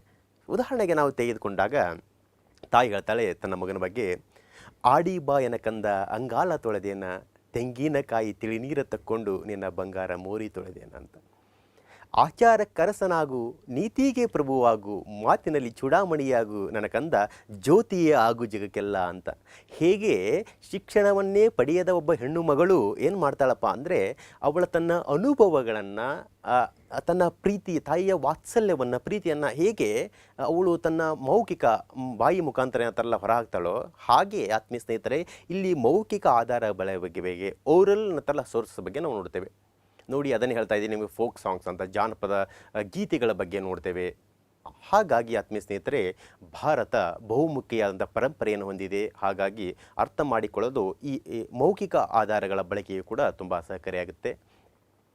ಮಾನವ ತನ್ನ ಅನುಭವಗಳನ್ನು, the experience of human being and ನೆನಪುಗಳು, ಮೆಮೊರೀಸ್, ಆಮೇಲೆ ಹಾಡುಗಳು ಅಂತಲ್ಲ ಸಾಂಗ್ಸ್, ಈ ಕಾವ್ಯ ಲಾವಣಿಗಳ ರೂಪದಲ್ಲಿ ಏನಾಗುತ್ತೆ ಅಂದ್ರೆ ತಲೆಮಾರಿನಿಂದ ತಲೆಮಾರಿಗೆ ಉಳಿಸಿಕೊಂಡು ಬಂದಿದ್ದರಿಂದ ಏನಾಗುತ್ತೆ ಆತ್ಮೀಯ ಸ್ನೇಹಿತರೆ, ಅದು ಇತಿಹಾಸದ ಒಂದು ರಚನೆಗೆ ಪ್ರಮುಖವಾದಂಥ ಆಧಾರ ಯಾವುದು ಅಂದರೆ ಅದು ಮೌಖಿಕ ಆಧಾರ ಆತ್ಮೀಯ ಸ್ನೇಹಿತರೆ.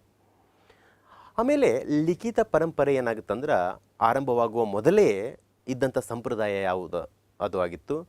ನಮ್ಮ ಭಾರತದ ಒಂದು ಚರಿತ್ರೆ ಪ್ರಾರಂಭಗೊಳ್ಳುವುದೇ ಇಂಥ ಒಂದು ಮೌಖಿಕ ಪರಂಪರೆಯ ಮೂಲಕ. ನಾವು ಸಾಮಾನ್ಯವಾಗಿ ಹೇಳ್ತಾ ಇದ್ದೆ ನಿಮಗೆ, ಸಿಂಧೂ ನಾಗರಿಕತೆ ಮುಗಿದ ನಂತರ ಯಾವುದು ಅಂದರೆ ನಾವು ವೇದಗಳ ಬಗ್ಗೆ ಅಧ್ಯಯನ ಮಾಡಿದ್ದೇವೆ ಅಂತ ಹೇಳಿದ್ದೇವೆ. ಯಾವುದು ಋಗ್ವೇದ, ಯಜುರ್ವೇದ, ಸಾಮವೇದ, ಅಥರ್ವಣ ವೇದ ಅಂತ. ಇಲ್ಲಿ 4 ಗ್ರಂಥಗಳನ್ನು ಈ ಚಿತ್ರದ ಮುಖಾಂತರ ದ ಹೋಲಿ ವೇದಾಸ್ ಬಗ್ಗೆ ನೋಡ್ತೇವೆ. ಇಲ್ಲಿ 4 ವೇದಗಳು ಹೇಳಿದೆ ನಿಮಗೆ. ಪೂರ್ವ ವೇದ ಯಾವುದಂದರೆ ಋಗ್ವೇದ, ಆನಂತರ ಉತ್ತರ ವೇದಗಳು ಯಜುರ್ವೇದ, ಸಾಮವೇದ, ಅಥರ್ವಣ ವೇದಗಳನ್ನು ಇಲ್ಲಿ ಚಿತ್ರದ ಮುಖಾಂತರ ನೋಡ್ತೇವೆ. ಆತ್ಮೀಯ ಸ್ನೇಹಿತರೆ, ಇನ್ನೊಂದು ವಿಶೇಷ ಏನಪ್ಪ ಅಂದರೆ ಈ ವೇದಗಳ ಸಾಹಿತ್ಯದ ಬಗ್ಗೆ ಅಂತ ನೋಡ್ತಾ ಹೋದರೆ, ವೇದಗಳು ಈ ಲಿಖಿತ ಸ್ವರೂಪವನ್ನು ಪಡೆದುಕೊಳ್ಳೋಕ್ಕಿಂತ ಮುಂಚೆ ಅನೇಕ ತಲೆಮಾರುಗಳವರೆಗೆ ಈ ಮೌಖಿಕ ಪರಂಪರೆಯಾಗಿ ಬೆಳೆದಿತ್ತು ಈ ವೇದಗಳ ಸಾಹಿತ್ಯ ಅನ್ನೋದು ಕೂಡ ನಮ್ಮ ಒಂದು ಅರಿವಿಗೆ ಇರಬೇಕಾಗುತ್ತೆ ಆತ್ಮೀಯ ಸ್ನೇಹಿತರೆ. ಆಮೇಲೆ ನಂತರದಲ್ಲಿ ನಾವು ಐತಿಹ್ಯಗಳ ಬಗ್ಗೆ ನೋಡ್ತೇವೆ. ಹಾಗಾದರೆ ನಿಮಗೆ ಹುಟ್ಟುಕೊಳ್ಳುವಂಥ ಪ್ರಶ್ನೆ, ಐತಿಹ್ಯ ಅಂದರೆ ಏನು? ನೋಡಿ, ಭಾರತದ ಬಹುತೇಕ ಪ್ರದೇಶಗಳನ್ನಾಗಿರ್ಬೋದು ನಾವು ಒಬ್ಬ ವ್ಯಕ್ತಿಯನ್ನು, ಒಂದು ಘಟನೆಯನ್ನು, ಒಂದು ಪರಂಪರೆ, ಈ ಎಲ್ಲ ಕುರಿತಾದಂತಹ ಐತಿಹ್ಯಗಳನ್ನು ಕಾಣ್ತೇವೆ. ಐತಿಹ್ಯಗಳನ್ನು ನಾವು ಸ್ಥಳ ಪುರಾಣಗಳು ಅಂತ ಹೇಳ್ತೇವೆ. ನೋಡಿ, ಚರಿತ್ರೆಯನ್ನು ಅಧ್ಯಯನ ಮಾಡೋದಕ್ಕೆ ಇವು ನೇರವಾಗಿ ಮಾಹಿತಿಯನ್ನು ನೀಡದೇ ಇದ್ದರೂ ಕೂಡ ನಮಗೆ ಪರೋಕ್ಷವಾದ ಒಂದು ಮಾಹಿತಿಯನ್ನು ನೀಡುವುದು ಐತಿಹ್ಯಗಳು. ನೋಡಿ, ಪರೋಕ್ಷ ಮಾಹಿತಿಗಳಿಂದ ಏನಾಗುತ್ತೆ ಅಂದರೆ ಇತಿಹಾಸ ರಚಿಸಲು ಯತ್ನವನ್ನು ಇತ್ತೀಚಿನ ಇತಿಹಾಸಗಾರರು ಮಾಡುತ್ತಿದ್ದಾರೆ. ಇನ್ನೊಂದು ಐತಿಹ್ಯಗಳನ್ನು ಅಥವಾ ಸ್ಥಳ ಪುರಾಣಗಳ ವ್ಯಕ್ತಿ, ಘಟನೆ, ಪರಂಪರೆಯ ಬಗ್ಗೆ ಅಧ್ಯಯನ ಮಾಡೋದ್ರಿಂದ ನಮಗೇನಾಗುತ್ತೆ ಅಂದ್ರೆ ಆಯಾ ಸಮಾಜದಲ್ಲಿ ಅವರು ಇಟ್ಟಂಥ ನಂಬಿಕೆಗಳು, the belief system of the society in that time ಅಂತ ನಮಗೆ ಅರಿವಿಗೆ ಬರೋದು ಯಾವುದಂದ್ರೆ ಈ ಪರೋಕ್ಷವಾಗಿ ಮಾಹಿತಿ ನೀಡುವಂತಹ ಐತಿಹ್ಯಗಳಿಂದ ಆತ್ಮೀಯ ಸ್ನೇಹಿತರೆ. ನೋಡಿ, ಈ ಐತಿಹ್ಯಗಳ ಸ್ಟಡಿ ಮಾಡೋದ್ರಿಂದ ಏನಾಗುತ್ತೆ ಅಂದರೆ ಒಬ್ಬ ವ್ಯಕ್ತಿಯ ವೈಭವ ಹೇಗಿತ್ತು ಆ ಸಂದರ್ಭದಲ್ಲಿ, ಅಥವಾ ಸ್ಥಳದ ಮಹಿಮೆ ಹೇಗಿತ್ತು, ಆಮೇಲೆ ಧಾರ್ಮಿಕ ಸ್ಥಳಗಳ ಕುರಿತಾದಂಥ ಸ್ಥಳ ಪುರಾಣಗಳು ಎಲ್ಲವೂ ಕೂಡ ನೀಡುವುದು ಯಾವುದಂದರೆ ಐತಿಹ್ಯಗಳ ಬಗ್ಗೆ ಆತ್ಮೀಯ ಸ್ನೇಹಿತರೆ. ಈ ಎಲ್ಲ ಚಿತ್ರಗಳು ನಿಮಗೆ ಐತಿಹ್ಯಗಳ ಬಗ್ಗೆ ಒಂದು ಸ್ಪಷ್ಟವಾದಂಥ ಏನಾಗುತ್ತೆ ಅಂದರೆ ಪರಿಕಲ್ಪನೆಯನ್ನು ನೀಡ್ತಾ ಹೋಗುತ್ತೆ ಆತ್ಮೀಯ ಸ್ನೇಹಿತರೆ. ವ್ಯಕ್ತಿ ವೈಭವ ಆಗಿರ್ಬೋದು, ಸ್ಥಳದ ಮಹಿಮೆ ಆಗಿರ್ಬೋದು, ಧಾರ್ಮಿಕ ಸ್ಥಳದ ಒಂದು ಅಂಶ ಆಗಿರ್ಬೋದು, ಎಲ್ಲವನ್ನು ತಿಳಿಸಿಕೊಳ್ಳುವುದು ಯಾವುದಂದರೆ ಐತಿಹ್ಯಗಳು ಆತ್ಮೀಯ ಸ್ನೇಹಿತರೆ. ಹಾಗಾಗಿ ಆತ್ಮೀಯ ಸ್ನೇಹಿತರೆ, ಹೇಗೆ ಒಬ್ಬ ಮನುಷ್ಯನ ದೇಹ ಇದೇ ತೆರನಾಗಿ ಒಂದು ವಿಶಿಷ್ಟವಾದಂಥ ರೂಪವನ್ನು ಪಡೆದುಕೊಳ್ಳಬೇಕಾದ್ರೆ ಅಸ್ಥಿಪಂಜರ ಸ್ಕೆಲೆಟನ್ ಹೇಗೆ ಮುಖ್ಯವೋ ಹಾಗೆ ಇತಿಹಾಸಕ್ಕೆ ಆಧಾರ ಅನ್ನೋದ್ರ ಬಗ್ಗೆ ನಾವು ವಿವಿಧ ಅಂಶಗಳನ್ನು ನಾವು ನೋಡ್ತಾ ಬಂದೆವು. ಸಾಮಾನ್ಯವಾಗಿ ನಾವು ಈ ಆಧಾರಗಳಲ್ಲಿ ವಿಧಗಳನ್ನು ನೋಡ್ತಾ ಬಂದೆವು. ಯಾವುದು? ಸಾಹಿತ್ಯ ಆಧಾರಗಳನ್ನು ನೋಡಿದೆವು, ಆನಂತರ ಪ್ರಾಕ್ತನ ಆಧಾರಗಳು ನೋಡಿದೆವು. ಸಾಹಿತ್ಯ ಆಧಾರದಲ್ಲಿ ಏನು ನೋಡಿದೆವು ನಾವು? ಅಲ್ಲಿ ನಾವು ಅಂತಲ್ಲ ದೇಶೀಯ ಸಾಹಿತ್ಯ ಮತ್ತು ದೇಶೀಯ ಸಾಹಿತಿಗಳು ರಚನೆ ಮಾಡಿದಂಥ ಕೃತಿಗಳ ಬಗ್ಗೆ ನಾವು ನೋಡಿದೆವು ಆತ್ಮೀಯ ಸ್ನೇಹಿತರೆ. ಆನಂತರ ವಿದೇಶದಿಂದ ಬಂದಂಥ ಪ್ರವಾಸಿಗರಾಗಿರ್ಬೋದು, ವಿದ್ವಾಂಸರಾಗಿರ್ಬೋದು, ಈ ಎಲ್ಲರೂ ಬಂದಂಥ ಈ ಭಾರತದಲ್ಲಿ ಸುಮಾರು ವರ್ಷಗಳು ನೆಲೆಸಿದಾಗ ಅವರಿಗೆ ಆದಂಥ ಅನುಭವಗಳನ್ನು ತಮ್ಮೆಲ್ಲ ಹುಯನ್ ಸಾಂಗ್ ಪಾಯಿಯನಾಗಿರ್ಬೋದು, ಗೋಕೋಕಿ ಇವೆಲ್ಲ ಕೃತಿಗಳಿಂದ ಏನಂತಾರಲ್ಲ ರಚನೆಯಿಂದ ನಮಗೆ ಭಾರತದ ಒಂದು ಪ್ರಾಚೀನ ಇತಿಹಾಸವನ್ನು ರಚನೆ ಮಾಡೋದಕ್ಕೆ ವಿಶಿಷ್ಟವಾಗಿ ಸಹಕಾರ ಆಗಿರೋದು ಯಾವುದಂದರೆ ಆಧಾರಗಳು, ಸೋರ್ಸಸ್ ಅಂತ ನೋಡ್ತೇವೆ. ಹಾಗಾಗಿ ಆತ್ಮೀಯ ಸ್ನೇಹಿತರೆ, ಈ ಒಂದು 8ನೇ ತರಗತಿಯ ಸಮಾಜ ವಿಜ್ಞಾನದ ಇತಿಹಾಸ ವಿಭಾಗದ ಮೊದಲನೇ ಪಾಠವಾದಂಥ ಆಧಾರಗಳು, ಸೋರ್ಸಸ್ ಅನ್ನೋದ್ರ ಬಗ್ಗೆ ಒಂದೇ ಒಂದು ಸ್ಪಷ್ಟವಾಗಿ ಒಂದು ಲೈನಲ್ಲಿ ಹೇಳಬೇಕಂದ್ರೆ, ಒಬ್ಬ ಮನುಷ್ಯನ ದೇಹ ರಚನೆ ಆಗಬೇಕಾದ್ರೆ ಅಸ್ಥಿಪಂಜರ ಎಷ್ಟು ಮುಖ್ಯವೋ ಅಸ್ಥಿಪಂಜರವಿಲ್ಲದೆ ಮನುಷ್ಯನ ದೇಹ ನಿರ್ಮಾಣ ಅಸಾಧ್ಯ. ಹಾಗೆ ಆಧಾರಗಳಿಲ್ಲದೆ ಇತಿಹಾಸವನ್ನು ರಚನೆ ಮಾಡೋದು ಅಸಾಧ್ಯ ಅನ್ನುವಂಥ ಒಂದು ಸ್ಪಷ್ಟವಾದಂಥ ಅರಿವನ್ನು ಈ ಎಲ್ಲ ಅಂಶಗಳು ಏನಾಗ್ತಾವೆ ಅಂದರೆ ನಮಗೆ ಕೊಡ್ತಾ ಬಂದಿದ್ದಾವೆ. ಹಾಗಾಗಿ ಆತ್ಮೀಯ ಸ್ನೇಹಿತರೆ, ಆಧಾರಗಳು ಇತಿಹಾಸ ರಚನೆಗೆ ಬಹುಮುಖ್ಯವಾದಂಥ ಪಾತ್ರವನ್ನು ನಿರ್ವಹಿಸ್ತವೆ ಅನ್ನೋದ್ರ ಬಗ್ಗೆ ನಾವು ತುಂಬ ಸ್ಪಷ್ಟವಾಗಿ ಈ ಒಂದು ಪಾಠದಲ್ಲಿ ನಾವು ತಿಳಿದುಕೊಂಡಿದ್ದೇವೆ. ಆತ್ಮೀಯ ಸ್ನೇಹಿತರೆ, ನಿಮ್ಮ ಒಂದು ಅಭಿಪ್ರಾಯಗಳನ್ನು, ನಿಮ್ಮ ಒಂದು ಬದಲಾವಣೆಗಳನ್ನು ಏನೇನು ಬೇಕು ಅನ್ನೋದ್ರ ಬಗ್ಗೆಯೂ ಕೂಡ ನೀವು ಮುಕ್ತವಾಗಿ ಏನು ಮಾಡ್ಬೋದು, ಇಲ್ಲಿ ಕಮೆಂಟ್ ಮಾಡ್ಬೋದು. ಇದು ಮಾಡೋದ್ರಿಂದ ಇನ್ನೂ ವಿಶಿಷ್ಟವಾಗಿ ನಿಮಗೆ ಯಾವ ರೀತಿಯಾಗಿ ಅಂಶಗಳನ್ನು, ಟೀಚಿಂಗ್ ಮೆಥಡಾಲಜಿಯನ್ನು, ಸ್ಲೈಡ್ಸ್ಗಳ ಬಳಕೆಯನ್ನು ಇವೆಷ್ಟೆಲ್ಲ ಬೇಕು ಅನ್ನೋದ್ರ ಬಗ್ಗೆಯೂ ಕೂಡ ನೀವು ನಿಮ್ಮ ಅಭಿಪ್ರಾಯಗಳನ್ನು ಮಾಡ್ಬೋದು. ಸೂಕ್ತವಾದಂಥ ಅಭಿಪ್ರಾಯಗಳನ್ನು ಖಂಡಿತವಾಗಿ ನಾವು ಸ್ವೀಕರಿಸಿ ಮುಂದಿನ ದಿನಮಾನಗಳಲ್ಲಿ ವಿಶಿಷ್ಟವಾದಂಥ ಬದಲಾವಣೆಯನ್ನು, ಒಂದು revolution, education revolution in Karnataka by the digitalization ಅನ್ನೋದ್ರ ಬಗ್ಗೆ ನಿಮಗೆ ಕೊಡೋದಕ್ಕೆ ಹೋಗ್ತಾ ಇದ್ದೇವೆ. ಆತ್ಮೀಯ ಸ್ನೇಹಿತರೆ, ಸರ್ವೇ ಜನ ಸುಖಿನೋ ಭವಂತು, be good and do good. ಒಳ್ಳೆಯರಾಗಿ ಮತ್ತು ಒಳ್ಳೆಯದನ್ನು ಮಾಡಿ ಮುಂದಿನ ತರಗತಿಯಲ್ಲಿ ಮತ್ತೆ ಭೇಟಿಯಾಗೋಣ. ನಾನು ಗುರುದೇವ್ ಬಳುಂಡಗಿ. ಆತ್ಮೀಯ ಸ್ನೇಹಿತರೆ, ಥ್ಯಾಂಕ್ ಯು ಸೋ ಮಚ್.